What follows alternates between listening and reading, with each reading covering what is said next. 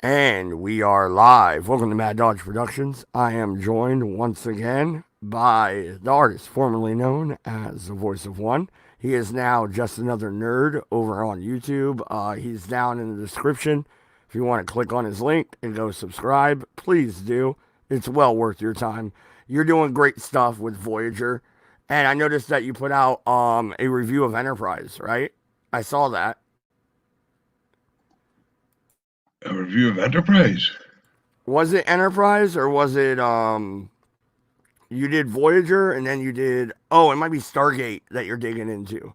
It might be Well, Stargate. actually, I'm doing the original series of Star Trek, Voyager Star Trek, Stargate SG-1, and Babylon 5. Okay, so it was the Stargate that I noticed. So yeah, no, he's doing great reviews over there. It's awesome. Go subscribe. He's undersubbed and it's a damn travesty. All right, it's a crime. And we need to correct this, people. But here we go. We're back to CBS. We're back to Picard. I'm not even calling it Star Trek anymore. I noticed that just now. Just right, lad, just right. Well, we start off episode 6 uh, with a dream of Soji as a little kid walking into her father's, uh, would you say, hobby room or whatever, filled with orchids. Nothing really big about that, just, you know, then and we see Norik and Soji in bed, and Soji tells us that Romulans have one name for outsiders, one name for family, and another name they tell the person they fall in love with. Which is stupid, but what do you think? that that was really weird, right? Like I didn't even know what to think about that. I was like, okay, that's really off the wall, and why write that in? That seems like filler to me. Yeah, but it doesn't make any sense. I mean, like if you have a parents name their kids, so how the hell do you like the parents name their Romulan kids, and your Romulan kids say, okay, I'm changing my name and I'm not going to tell you, but I'm going to give you another name. Then, the Tal Shiar, if you go to join it, you give them a false name, you wouldn't get into the Tal Shiar in the first place. So, yeah, I think it's just absolute bullshit.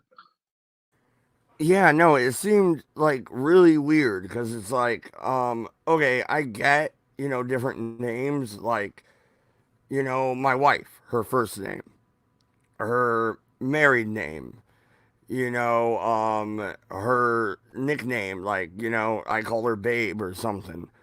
I could see something like that, but this was like actual names. It was really weird. So Yeah, it's like your name Thomas. No, my name's Zach. Oh, and to you, my name is Ralph. You know what I mean? Like, what the fuck? yeah, it's just more bad writing from the scribblers of Picard. Uh, then we move on to a scene of Agnes lying to Picard about killing Maddox. And of course, as I said in my previous video, there was absolutely no mention of the AMH who witnessed the death. That is true, but at least they fucking touched upon it. Cause remember last week, I was like, if they don't fucking touch upon this, I'm gonna have a goddamn issue. At least they touched upon it. But they didn't touch upon it. All Agnes said was, he died. There was no mention of the AMH coming and telling the captain, hey, this Agnes killed this person. No, just nothing. No, you're not wrong. It's just at least it was mentioned because I was really afraid it was just gonna be thrown away. Like Maddox shows up and then he's just dead and nobody gives a fuck. You know what I mean? I get what you mean from that standpoint, but it was just, I mean, they even had flashbacks of it. but the flashbacks didn't include the EMH. It's almost like they filmed episode 5, then started writing episode 6 and went, oh fuck, ah well, we'll just forget about it. No one will notice. I didn't notice when the credits start up. Who's the director for this episode? Is it Franks again? I honestly couldn't tell you, lad. Okay, because I'm wondering maybe that's where the jump is, right? Like it's because it's a new director. It wouldn't matter a new director because it's the writers who come up with the scripts and they give the scripts to the director. So he wouldn't change it. If they had included if they had said, okay, we saw the EMH witness it, the next episode should have had the EMH going to the captain and saying, listen, she let Maddox die. But we didn't see that because probably, I don't know how many writers are on this, but there's like 17 producers, so I'm sure it's just whatever. So yeah, I think we can just put that down to bad writing. At this point, I've kind of given up even arguing with you. You know what I mean? Oh dear, oh dear. Anyway, Picard tells us the Borg cube was abandoned, but not why it was abandoned. He just says it was abandoned in Romulan space. See, and that's what's weird. Why Romulan space? Like I could buy it if it was Wolf 359, right? I could buy that. That cube did enter. Yes, it did explode, but you could do a writing trick and bring a second cube in, right? I mean, whatever. That would be better than this random Borg cube out of nowhere after Voyager. Because Voyager kind of handled the Borg situation, didn't it? It did, yes. And at the very end, Janeway shut down the transwarp conduits so the Borg couldn't get to the Alpha Quadrant. Yeah, exactly. So like that, the Borg situation was handled at that point. But if you put it back at first contact, okay, we could do something here. That's fine. Yeah, but that's the problem. I mean, this has been the whole problem the whole way through this series. They never tell us anything. Uh, Romulan, the entire Romulan Empire is destroyed, but it's not. Uh, the cube just showed up, but that's it. It was bombed, and that's it. Because, like, remember, if the cube was abandoned, it would have to be actually abandoned. There would have to been other cubes with it who decided then to abandon it. Well, no, and voice or nerd, sorry. If you remember in First Contact, when the cube explodes, it's sent out the sphere. They have escape pods, pretty much. You know what I mean? Yes, and I would agree with you if they actually told us that, but they don't. Again, this is the whole problem. It's one line to explain away one of the major plot devices in the entire series. One line. Yeah, you're not wrong. Go ahead, head on to the next scene. Like I said, I was a little tipsy last night when I watched it, so I'm gonna let you go through it with your notes. So I'm following your lead, buddy. Okie dokie, right. So Agnes tells Picard that Maddox created Dodge and Soji, the synths, to find out why synths were banned. Because apparently the synths, destroying the 10,000 ship rescue fleet and the thousands of people on it, plus, slaughtering everybody on Mars and setting the planet on fire, that wasn't enough to explain why synths were banned. So Maddox creates 2 more synths to find out why synths were banned. that is that was so stupid. Okay, Maddox has a storyline. He has a storyline that comes from TNG. He would create these two to progress with Dr. Soong's work. That's why he would do it. No other reason. And you don't need to write another reason. It's ridiculous. Well, we agree on that. But apparently, I mean, yeah. Anyway, so Picard, we see Picard sort of was scared to go aboard the Borg cube. He's really worried and stuff, but he had no problem dealing with them in season 7. He had no problem dealing with them, uh, in First Contact. But for somehow he's a problem now.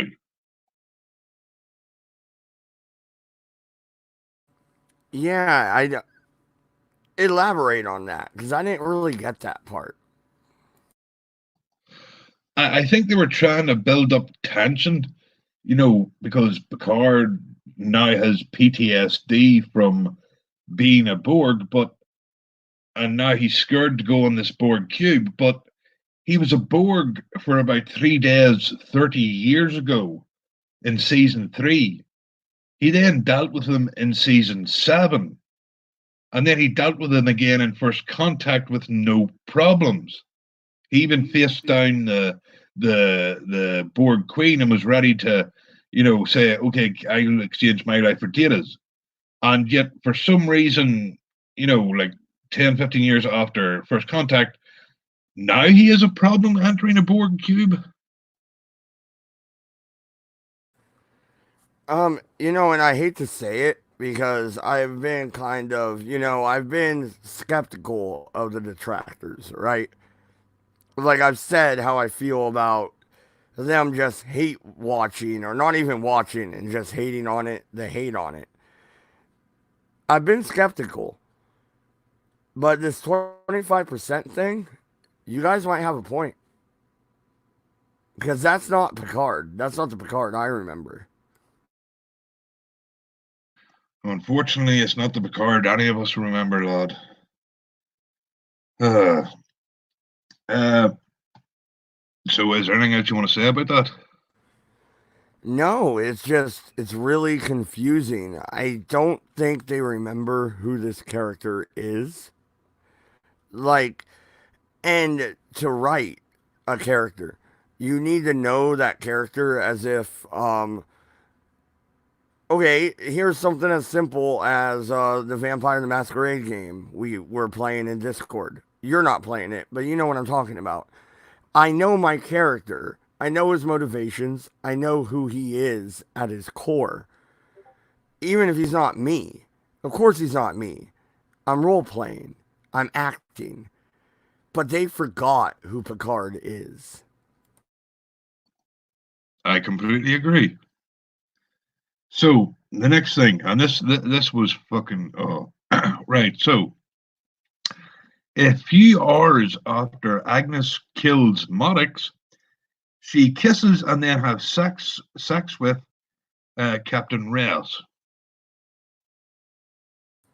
Yeah, and I guess Picard's a little too old for her, right? But I thought that was the angle they were going with at the beginning of the season.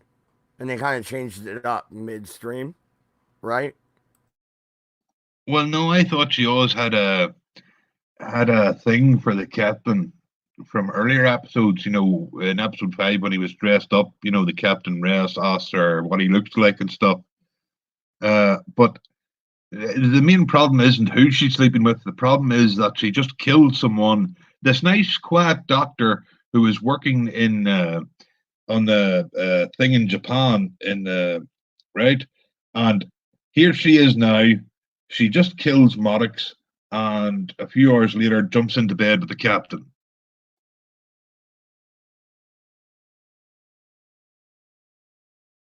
Yeah, sorry about the dead air, guys. I was typing. I was saying hi to MC and hi Yorkie also. I didn't get there because there was dead air. Um, but what's up, guys? No, I can justify that though.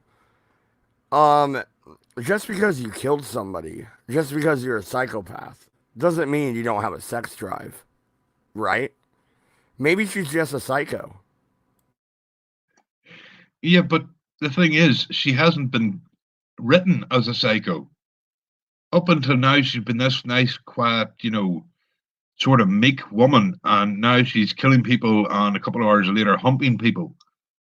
I'm just saying, it's like they changed her entire character overnight. You're not wrong. MC in the chat says, she was pissed. Maddox gave her coronavirus. She needs to spread the disease. God damn it. Okay. Um, I don't think the coronavirus is in the Star Trek universe. I'm not sure though. They might write that in next season. Yeah, so, hello to Captain Coldpile, Yorkie, and AMC, who I see are in the chat. Okay, then we'll jump over quickly the next scene, which is more implied incest from the brother and sister Vulcan. When are they gonna give that up? Like, I'm kind of sick of that. Okay, hey, Cersei and Jaime Lannister, whatever. That was the medieval world. That shit happened. I could let that go. But why Star Trek? Why do we need incest in Star Trek? We don't. Okay, so Reyes says they're going to now. We can both agree that at the start of this series, they told us the Romulan Empire no longer exists, correct? Yes.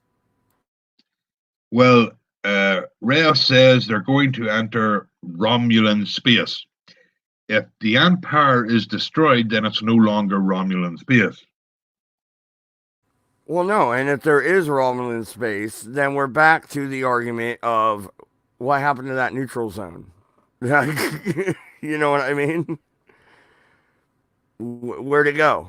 It just vanished. The supernova wiped out invisible territory, invisible lines, because that's all borders are lines on a map. A supernova doesn't wipe out the lines on the map. Well, that's it. If the Romulan Empire was completely destroyed, which we're told it was, then there wouldn't be any Romulan space because the Klingons would definitely take a big chunk. I could see the Cardassians taking a big chunk. Even the Breen would probably take a big chunk. So again, it wouldn't be Romulan space anymore. So I don't see how they can say both things are true at the same time. Do you think they're writing themselves into a corner here? And that's what the real problem is? No, I think the problem is they didn't write themselves into a corner. They're writing themselves into a new corner in every episode. They're soon going to run out of fucking corners.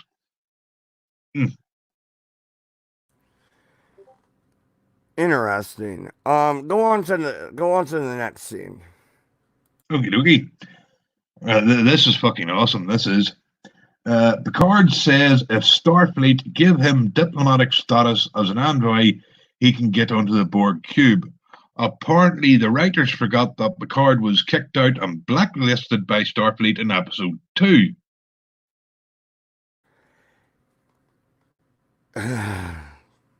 Why are we agreeing so much? Because I thought this was supposed to be adversarial. Thought I was supposed to be defending the fucking episode. But I can't. I can't defend this.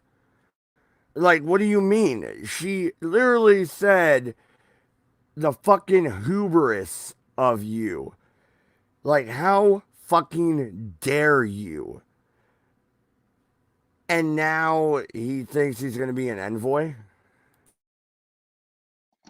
Yeah, that's it. She said, go away, Picard, this is not your home anymore. So he's been totally cut off from Starfleet, and yet he thinks Starfleet's going to give him diplomatic status. I don't know how the hell they can tie those two things together.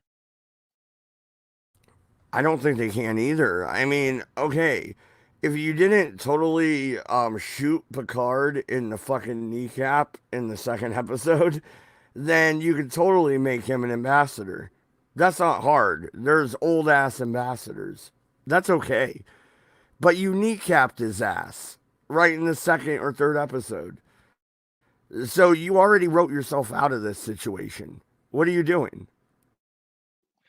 Exactly, but it gets better in that scene because we then have Rafi who contacts a random captain who apparently doesn't know Picard is no longer an admiral or even in Starfleet anymore. You know, remember, Picard quit Starfleet publicly 12 years ago. He said in his interview in the first episode, publicly all across the universe that was that TV show was beamed out to, that he wasn't Starfleet anymore, that Starfleet wasn't Starfleet anymore. But apparently, this random captain doesn't know he's not with Starfleet. Well, no, and why don't they? Well, I hate this. It's like I could write Star Trek better than these people. Okay, it's not a random captain. It's not a captain that doesn't know he's not a part of Starfleet. You know who it is? It's either Riker or Geordie LaForge. That's who you write into this spot. What's wrong with you? Well, you can't use Riker because we know Riker's retired at this point because in a later episode, I think it's the next one, he's living with Troy in a farm somewhere. So they can't use him because he's not in Starfleet. You know, so yeah. Can't use we could probably use Geordie, but they don't want to bring him back. Uh, so yeah, and another thing about that little thing, uh, Rafi, who's now drunk and high, uh, was saying that they're heading towards the Romulan cube, and the random captain says that could start a war with the Romulan Empire. What Romulan Empire? And if there is a Romulan Empire, it's in shambles. And if you want a war with Starfleet, how about what I call my homie Worf, and we get the Klingons in here because they'd love to take your ass out. Like they're chomping on the bit to take your ass out. They always have been. Yeah, so I don't know how they're going to start a war when we have been told repeatedly now that the Romulan Empire are destroyed, and yet for some reason, anyway, so somehow this random captain is able to give Picard ambassadorial or diplomatic status for 24 hours. Wait. And then Since no, so I gotta stop you. I have to. Since when does a captain have that power? that's a very good question, Matt. Why don't you ask the writers? I know, right? I mean, like, okay, so MC's joking it up in the chat. Riker is and always was useless. Wait, till she finds out Riker gave Maddox the coronavirus. Like, he's having a good time in the chat. But no, seriously, when can a captain grant a civilian, which is who Picard is right now? He's a civvy. That's like me, okay? Can a captain of the naval ship Enterprise grant me diplomatic status? I don't think so. No, that's a massive hole. But Yorkie in the comment sections, you should bother watching the original series, and you should definitely watch TNG, DS9, and Voyager. You can watch Enterprise if you choose, but yeah, go back to the originals. They are worth it. And this is really funny, Matt. After Rafi finishes talking with the captain, they all give her a round of applause. I was gonna let that go. I really was. I was just gonna let that one go. Whatever. I don't even know, man.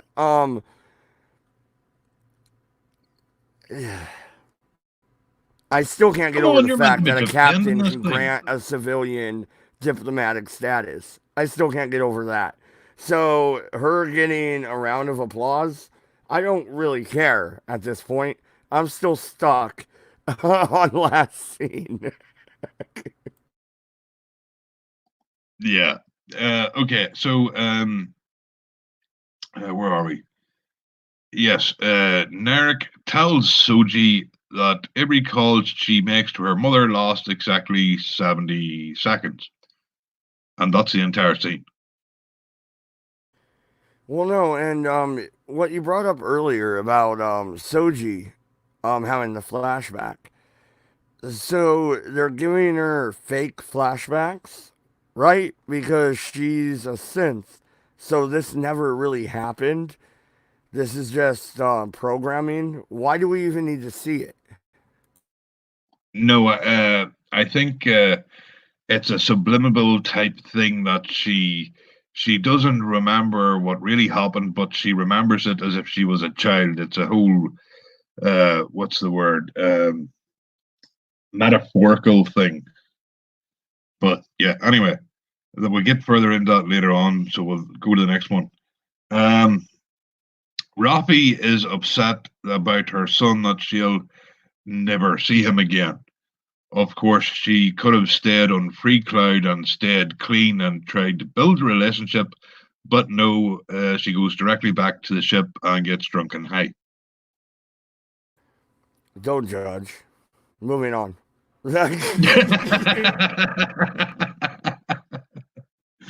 Okay. Um, uh, the I ship had to. I arrives. have an open beer next to me and a bowl loaded. Like, so don't judge. Moving on, my friend. Okie dokie. Right. The ship arrives in at the Borg cube in Romulan space.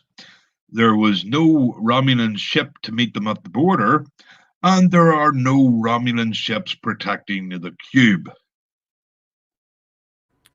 Yeah, you would think that they would have a kind of a picket line, right? Where you would have ships staggered out around what 15 light years away about for space travel. I mean, so in like let's say in real life terms, you put your pickets out about 20 miles out, right?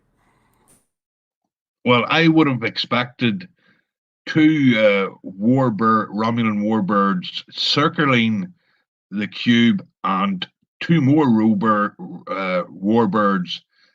cloaked circling the cube, but we got nothing. Yeah, absolutely. And move on to the next one. I hear my kids getting off the bus. They're going to be loud. I'll be right back. Okie dokie. So, Soji scans her personal items and find out they're all 37 months old, basically meaning that she is only 3 years and 1 month old herself. I think Ma has went to get his kids, or Yeah, no, they got a couple of smart watches today in the mail, so they're happy. Anyway, Yorkie. Speaking of Picard, I'm gonna take a massive shit. Well, you and CBS both. so anyway, this is another good one. Picard beams onto the cube, and there's no scientists, no personnel, and most importantly, no Romulan guards there to meet him.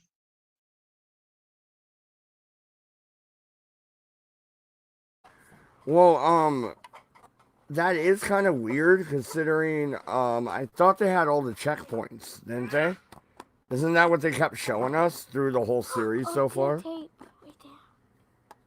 Yes, they did, but there's still no guards there to meet this random person in this the most secure piece of technology the Romulans have.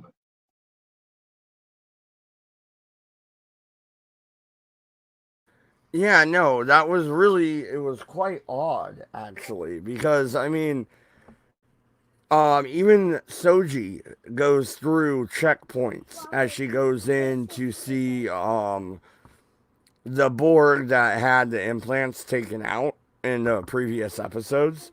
So we know they have security measures. Yes, but unfortunately, the writers couldn't, write the next scene of Picard having flashbacks if they actually kept up the way Romulans would actually act. Because let's be honest, this is not just the Romulans. This is run by the Tal Shiar. So the moment Picard beamed in, he would have been surrounded with at least 2 to 4 guards and a representative. To let him just beam in and walk about, bullshit. Actually, I would go further than that. If you really want to play the Tal Shiar correctly, Picard beams in. Let's say him and the pilot beam in, him and the captain. They beam in, and they're both dead. Disruptor fire immediately, right? There's no hesitation from these assholes. Well, no, I think they'd just capture him, torture and question him for a while, and then kill him. But So anyway, Oh, that's fair enough. Yeah. right now, uh, Picard and Hugh hug like they're old friends, even though they only met over 30 years ago once.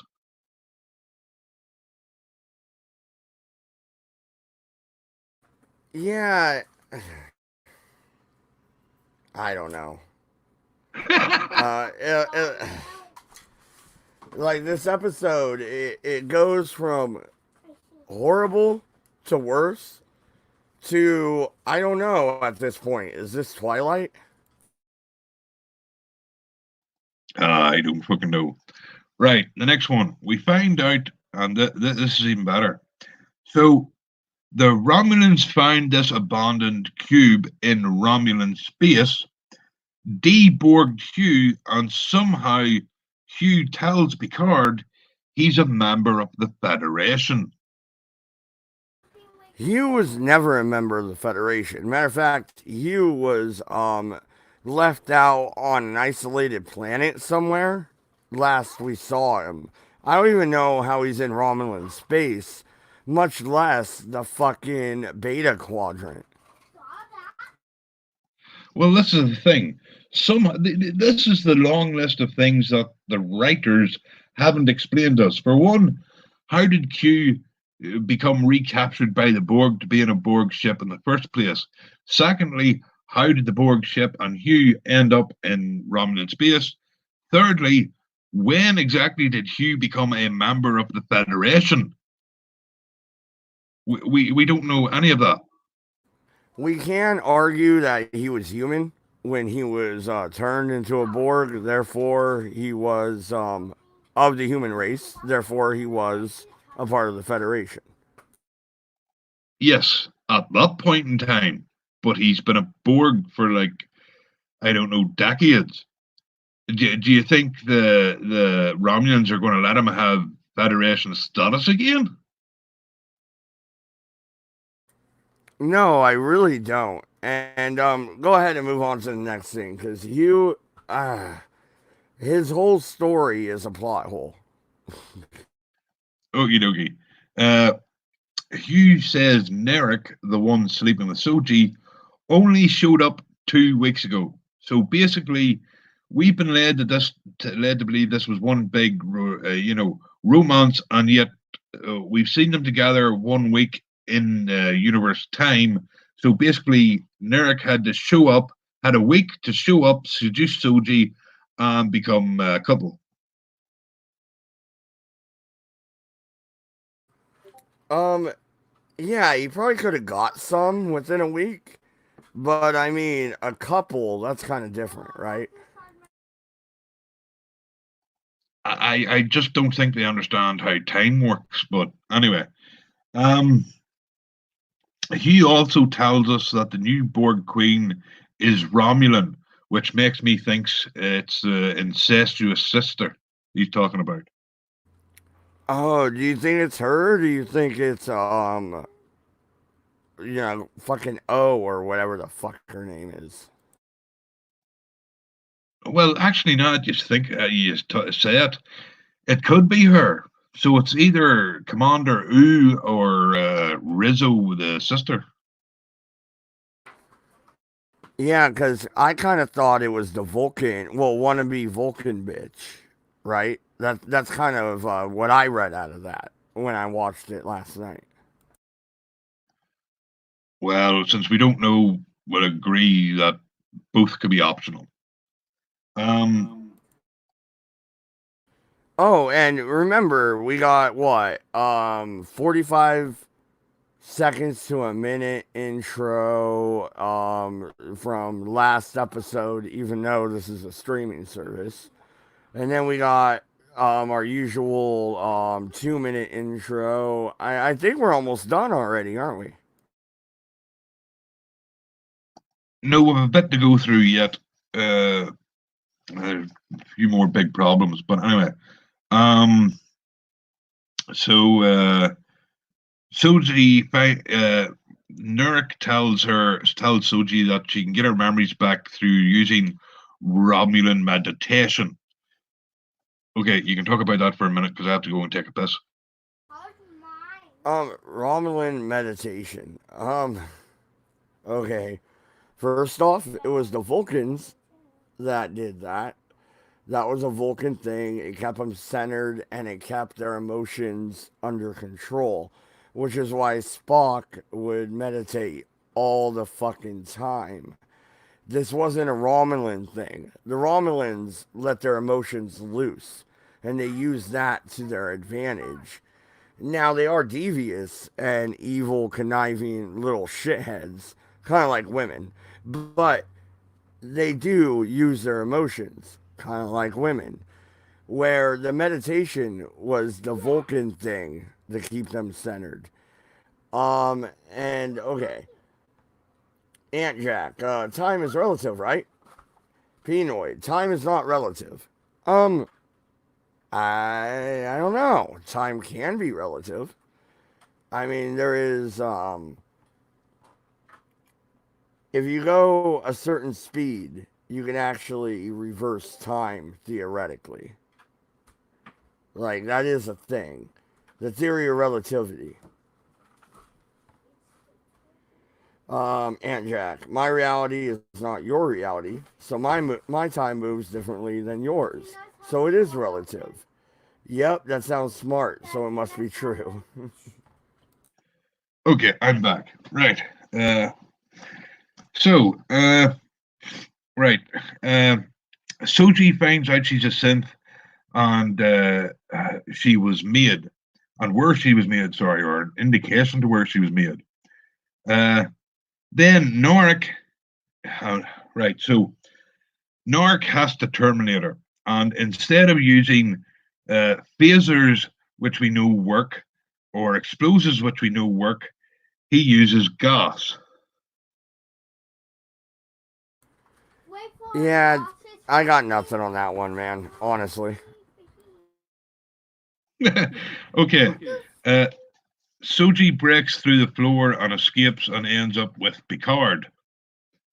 That's what happened. Um, Well, no, and okay, is Soji the villain or is she the protagonist? I'm not sure. well, I think they're trying to make out that to the Shad Vash, she is the destroyer of all things. She will probably become the new queen of the Borg or some shite. But yeah, I don't fucking know this. Anyway, Well, so it's like if you want to write a villain, but they're not. They're writing a antagonist, and throwing her in a or they're writing a protagonist and throwing her in an antagonist position. So I don't even know what to think at this point. And we're over halfway through the first season. That's a problem. Yes, it is, but I don't expect it to be answered by the end of this season. Then we get to a truly massive plateau. Right.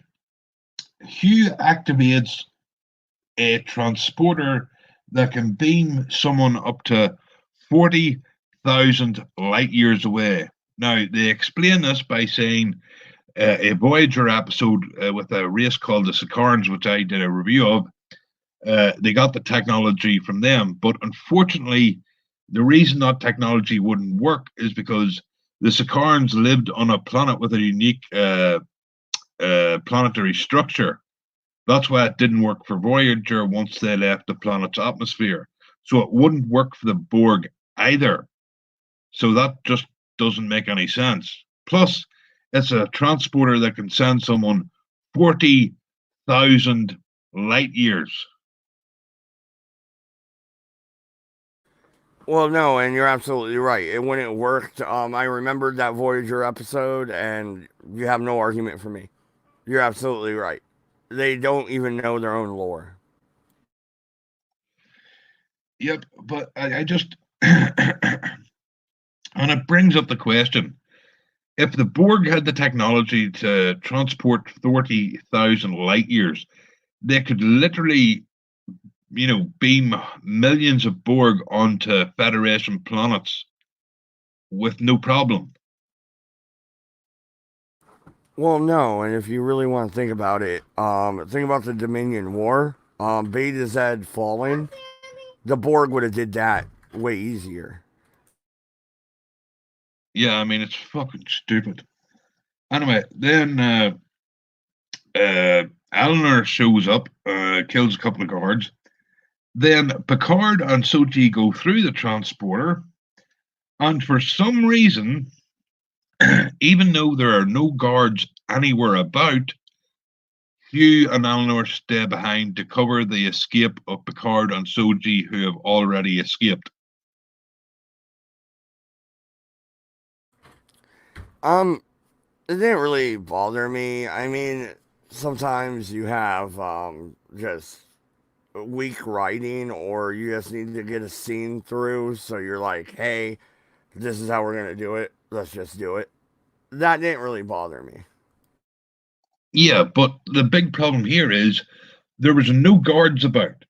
We saw that in other from the original series right up to uh, Voyager, all you have to do is set a program, just hit a few buttons that would delete where you went after you went through the transporter. And that means all four of them, all you had to do was type in to delete the records after it's been used, and no one would ever known where they went. If they were worried about covering an escape, then the halls should have been filled with Romulan troops to make the reason for them staying behind explainable. But there's no one about. All they have to do is shut the door, jump in the thing, and disappear. That's it. And no one would have been none the wiser. It's a massive plot hole. Well, no, and it's actually you do have a point, because if you look at it, they're like, okay, 20 years have gone by. We have this, the fucking holo generators are great now. Like, this is almost like Star Wars at this point. Um, and then they're like, no, they can't erase the records of where they went. Wait a minute, they could have did that 15 years ago. Well, that's it. Yeah. One of the major problems I've had with this, right? Somehow Soji didn't know she was a synth before now. And yet, as we all know from every other Star Trek series, every person who goes on a mission, joins an expedition or joins Starfleet has to go through a physical. and yet no one noticed she wasn't actually human. I You can know, make an argument here, because they did the same shit with Bashir, if you remember. No one knew he was a clone, or not a clone, but genetically modified. Sorry. yeah, but he was human. The modification was done as a child deep inside his human mind, but he was still 100% human. You know, Yeah, you have a point, actually. Yeah. well, right. And then there's the other thing. I mean, in 3 years, did Soji never go to a doctor and ask why she's not having a period? That. I got nothing. Yeah. I was going to try and make an argument, but no, I mean, that's a little weird. Yeah, so all this fucking episode did was bring up more questions, a couple of massive plot holes, and we're still no closer to finding out what the whole fucking point of the thing is in season 6 or episode 6 of 10. Yeah, at least when the X Files did this, their short 10 episode miniseries, they wrapped it up. You know what I mean? They knew where they were going with it.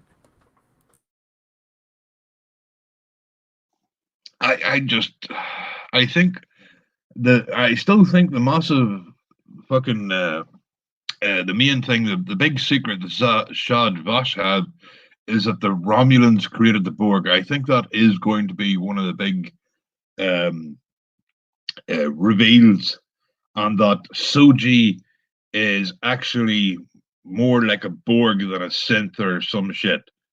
I think it's going to be just a fucking disaster. Yeah, I'm starting to agree with you. Um, okay, our runtime has gone longer than the actual episode. So what we got left? That's it. That's it. What do you give it? Well, I give it another 0. Another 0 again. I think I'm gonna hold steady at 3. Once again, the visual effects, man, like they are pouring money into this. I gotta give them credit for that. No. No, no credit for that. I'm giving no fucker anybody who's anything to do with the show any credit whatsoever. All right, so here's the thing, guys. I take off out of PDX on around midnight on the 9th, turning into the 10th. So next week we will probably be late with the Picard review, but I do have CBS All Access on my phone. I'll be able to watch it. No problem. So we will be back again next week, but there will be a delay, guys. I'm traveling, so it is what it is. Anything else you would like to say? I'm gonna give it a 3.5 because of the visual effects.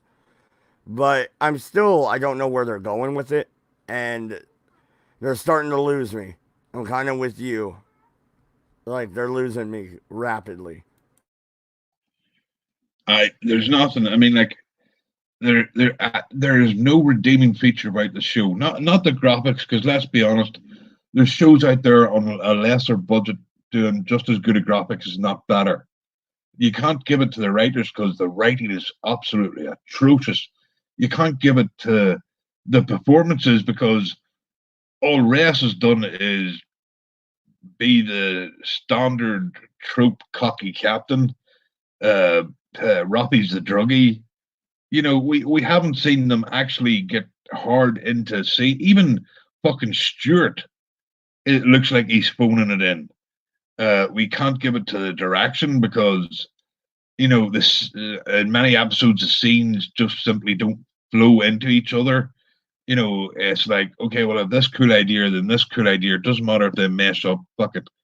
So I really can't, and all the lens flares, Jesus, I honestly can't give this show anything.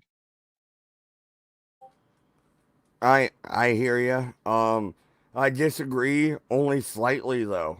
And like I said, I'm headed in your direction. So they're losing me rapidly. And unlike you, I'm actually paying them money for this shit.